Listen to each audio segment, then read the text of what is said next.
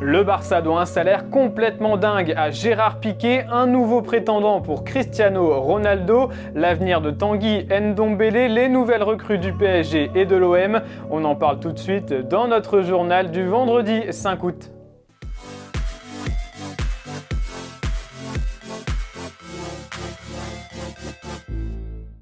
À une semaine de la reprise de la Liga, les problèmes financiers du Barça ressurgissent. En cause, la masse salariale beaucoup trop élevée du club, ce qui empêche pour l'instant l'inscription de toutes les recrues estivales. À l'heure actuelle, Robert Lewandowski, Jules Koundé, Rafinha ou encore Franck Kessié ne peuvent pas jouer sous le maillot du Barça. Une des solutions à ce problème financier se nomme Gérard Piqué. Le club catalan lui doit la somme complètement dingue de 52 millions d'euros sur la saison 2022-2023 après que le défenseur ait accepté de reporter son salaire à plusieurs reprises, d'abord lors de la crise du Covid-19, puis l'été dernier afin de permettre l'inscription de Memphis Depay et Eric Garcia. Au total, 70% de ses revenus ont été reportés et doivent désormais être versés. Les Blaugrana espèrent donc trouver un accord avec l'international espagnol pour réduire cette somme et diminuer son salaire.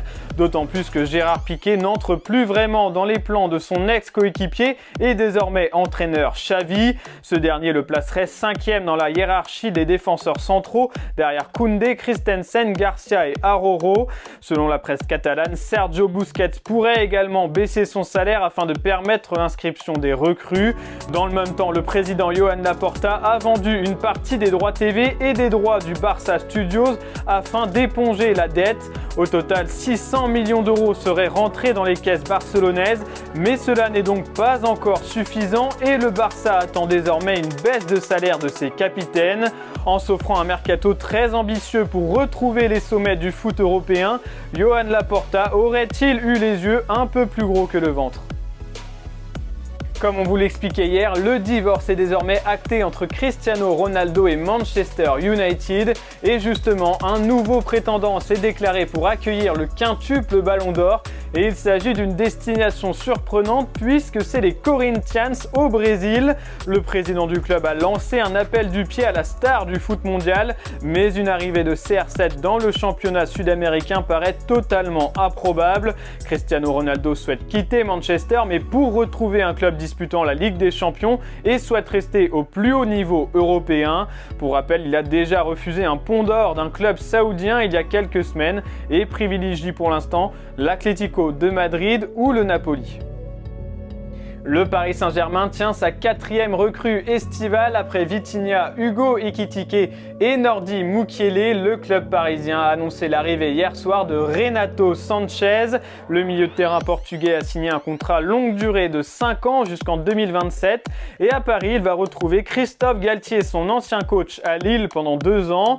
La présence de l'entraîneur parisien a d'ailleurs pesé dans son choix. C'est un bon coach, il me fait évoluer beaucoup quand j'ai arrivé ici à Ligue 1. Et on a gagné le championnat ensemble à Lille. L'accord financier avec son ancien club, le LOSC, serait de 10 millions d'euros plus 3 millions de bonus.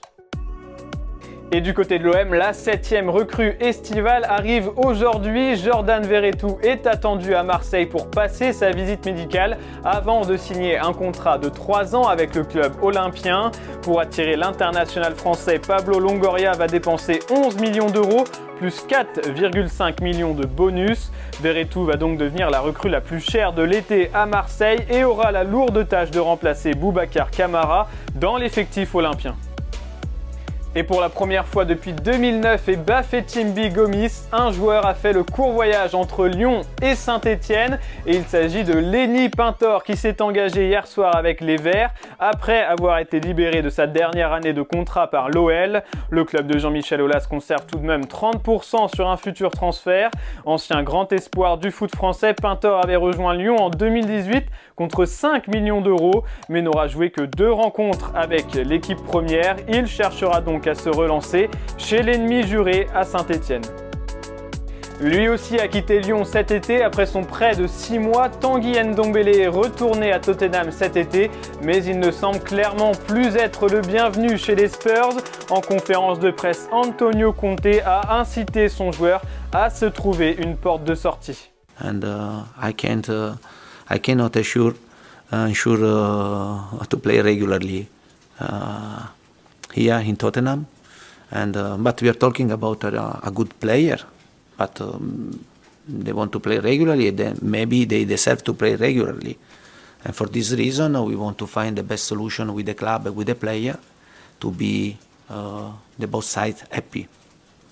Ndombele a été un temps annoncé dans le viseur de l'OM cet été avant que le profil de Verretou ne soit privilégié. Récemment, Galatasaray a aussi été annoncé comme une option pour celui qui avait été acheté 60 millions d'euros à Lyon en 2019. Et voilà pour l'actualité football de ce vendredi 5 août. Merci de nous avoir suivis. N'oubliez pas de vous abonner et de liker cette vidéo.